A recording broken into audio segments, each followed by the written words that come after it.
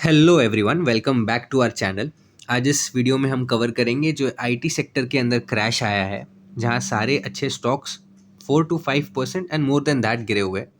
Retail investors are panicking about ऐसी कौन सी major news है या ऐसी कौन सी वजह है जिस वजह से ये सारे स्टॉक्स, चाहे हम टीसीएस की बात कर ले, इन्फोसिस है, विप्रो है, मेरा फेवरेट टेक महिंद्रा है, ये सारे स्टॉक्स अच्छे कैसे गिरे हुए।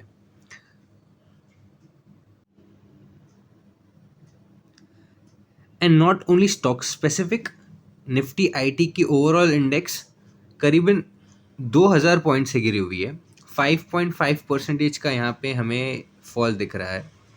And when we see, it is an intraday low of 33,000, ना ही intraday low, it 52 week low के आसपास निफ्टी आईटी इंडेक्स ट्रेड कर रही है। हम एक साल के इसके टाइम फ्रेम के चार्ट पैटर्न पे नज़र रखें तो अपने प्रीवियस सपोर्ट 32,500 से लेके 33,000 के सपोर्ट के आसपास ही ये इंडेक्स ट्रेड कर रही है। So this index comprises of 10 stocks and today, आज के दिन के अंदर ये 10 के 10 स्टॉक्स डिक्लाइन पे है। Not a single stock has advanced और not a single stock has stayed unchanged. तो जब मार्केट के अंदर इतनी कोई बड़ी बुरी खबर आई नहीं है आईटी सेक्टर के रिगार्डिंग, और अगर आज देखें डॉलर भी 90 रुपीज़ के आसपास ट्रेड कर रहा है, जो आईटी कंपनीज और इन सारे बिजनेसेस के लिए अच्छी बात है क्योंकि इनकी इनकम डॉलर में आती है। तो जब डॉलर का रेट बढ़ा हुआ होता है, इनकी इनकम ओवरऑल प्रॉफिटेबिलिटी बढ़ जाती है।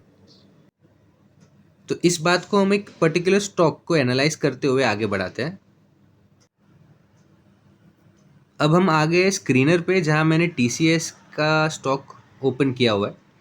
टीसीएस कोई एक छोटी कंपनी तो है नहीं, हम सभी जानते हैं टीसीएस के बारे में। ऑलमोस्ट 10 लाख करोड़ रुपीज़ की कंपनी है और इसे मैं बहुत टाइम से फॉलो कर रहा हूँ। मैंने इसके अंदर अच्छी पोजीशन होल्ड की हुई है। ये स्टॉक किसी भी एंगल से मुझे ख़राब नहीं लगता है। अगर हम बात करें इसके अंदर प्रॉफिटेबिलिटी की, या इस कंपनी के अंदर जो प्रॉफिट हमें दिखना चाहिए, जो कैपिटल इन्वेस्टेड होता है, जैसे हम आरओसीई की बात करें, रिटर्न ऑन कैपिटल एम्प्लॉयड, या हम बात करें रिटर्न और इक्विटी, दोनों ही चीज़ अच्छी है। और अगर हम इस स्टॉक की बात करें तो ये stock TCS is almost at the top.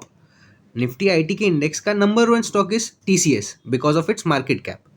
और इसके अंदर ऐसी कोई बात नहीं है कि इसका सेल्स गिरा हुआ हो। हम देखेंगे ईयर ऑन ईयर सेल्स तो बढ़ रहा है, हर साल सेल्स अच्छा बढ़ रहा है, और ना ही इसके अंदर प्रॉफिटेबिलिटी की कमी है।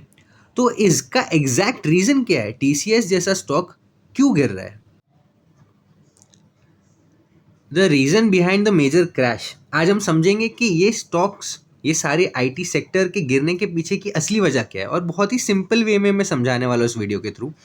तो जो एक कॉमन मैन के दिमाग में सबसे पहली बात आती है, क्या इनका धंधा अफेक्ट हुआ है या तो इनका सेल्स के फिगर खराब आए?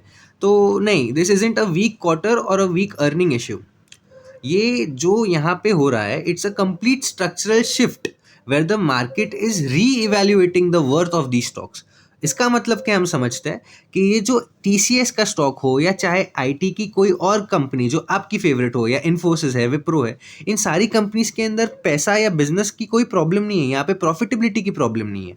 बट यहाँ पे जो मेन प्रॉब्लम आ रही है, यहाँ कोई धंधे की भी प्रॉब्लम नहीं है, ना इनका बिजनेस की डिमांड कम हो रही है। मेन प्रॉब्लम आ रही है ऑफ एआई इंट्रोडक्शन और integration of AI with the operations. हम समझते हैं कि आर्टिफिशियल इंटेलिजेंस का इम्पैक्ट ये कंपनीज के ऊपर कैसे आ रहा है।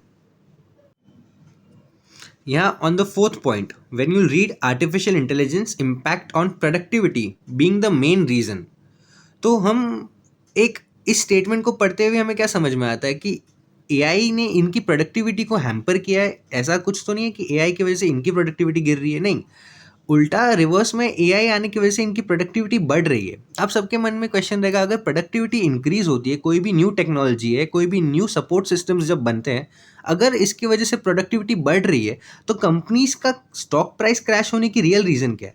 तो लेट्स अंडरस्टैंड अहेड।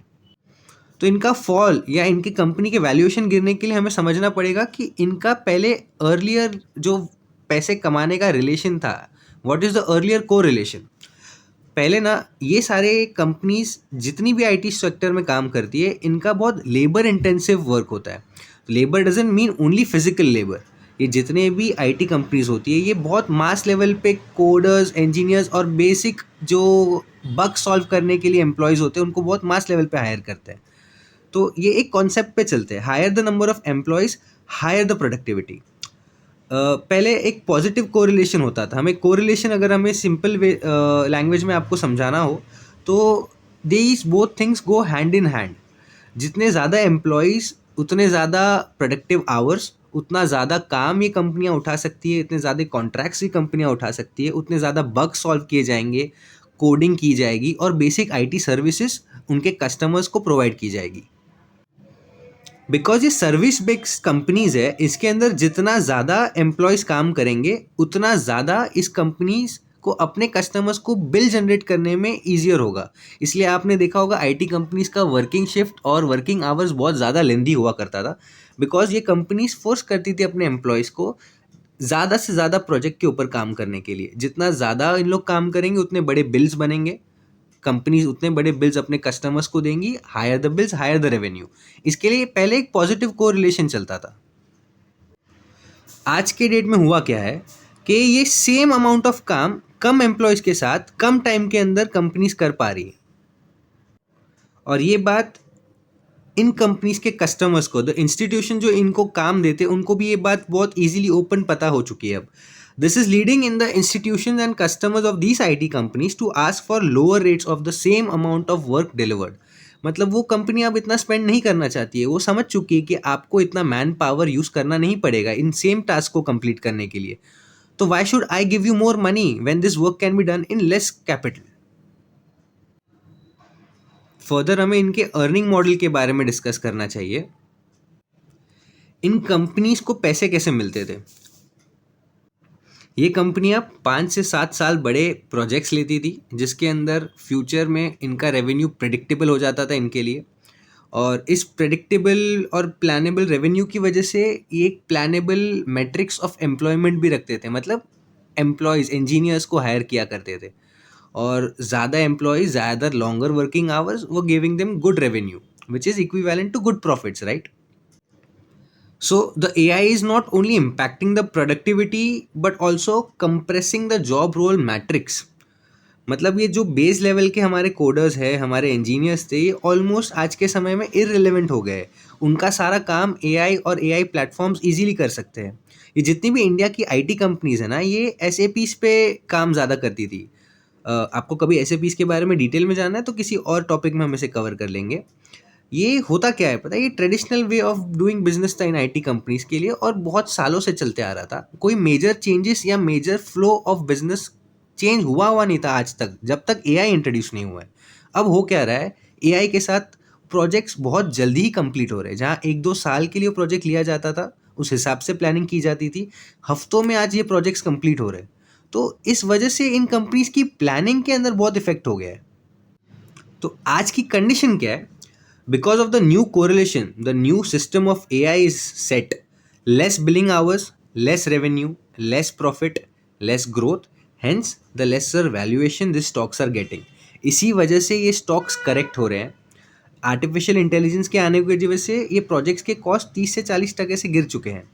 तो ये जो सामने कंपनियां हैं, ये भी इनको कम पे करना चाहती है कि आपको उतना ह्यूमन रिसोर्स नहीं लग रहा है, आपको उतनी कॉस्ट नहीं लग रही, इतना टाइम नहीं आपको लगने वाला है, तो हम आपको उतना पे क्यों ही करें। इस वजह से इनका कोई और बिजनेस मॉडल अब तक तो डेवलप नहीं हो पाया। At least the Indian IT companies are not able to cope up with the AI boom, जिस वजह से हमें इनकी डिक्लाइन ऑफ रेवेन्यू की प्रिडिक्टिबिलिटी हो रही है मार्केट में। एंड मार्केट बहुत अच्छे से इस चीज़ को ग्रैस्प कर लेता है, और आने वाले फ्यूचर के रेवेन्यू डिक्लाइन को आज ही इसके वैल्यूएशन करेक्शन के साथ आपको दिखाता है। सो अब हो क्या रहा है, अगर हम आज की सिचुएशन को शॉर्ट 3 पॉइंट्स में समझना चाहें तो एक वैल्यू शिफ्ट हो रही है। जो वैल्यू इन आईटी कंपनीज को पीपल से, ह्यूमन से डिराइव हो रही थी, वही वैल्यू अब टेक्नोलॉजी से डिराइव हो रही है।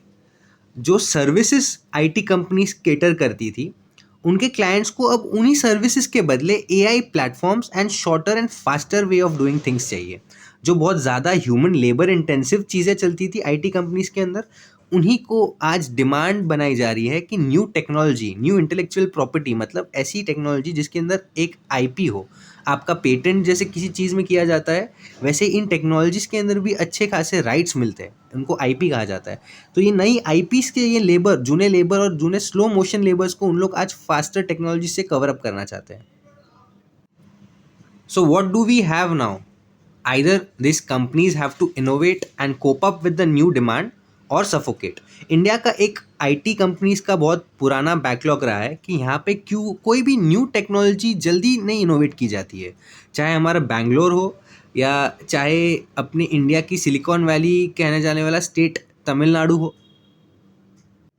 यहाँ जितनी भी न्यू आईटी कंपनीज सरफेस होती है, ये सारी ही बाहर के इनोवेशंस को यहाँ रन करने के लिए काम करती है। So now if you have to get up and buckle up our shoes, हमें खुद new technologies, new AIs generate करने पड़ेंगे, हमें न्यू सर्विसेज देनी पड़ेंगी।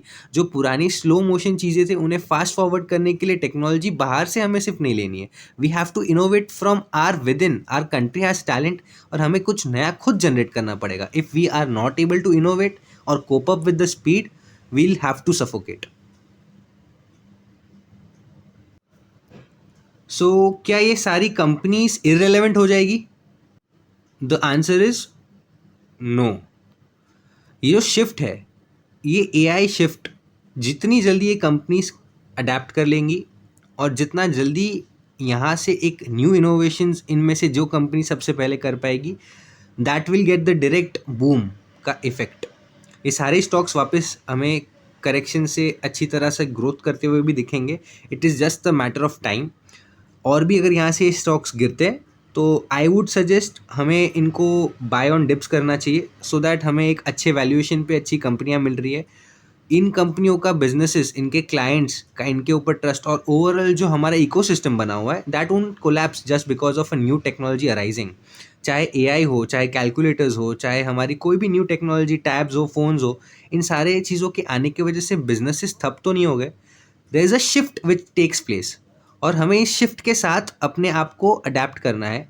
जितनी जल्दी हम इस शिफ्ट को ले लेंगे, उतना जल्दी हमारी चीज़ें वापस रिकवर करना स्टार्ट कर देगी। So that is it for the day.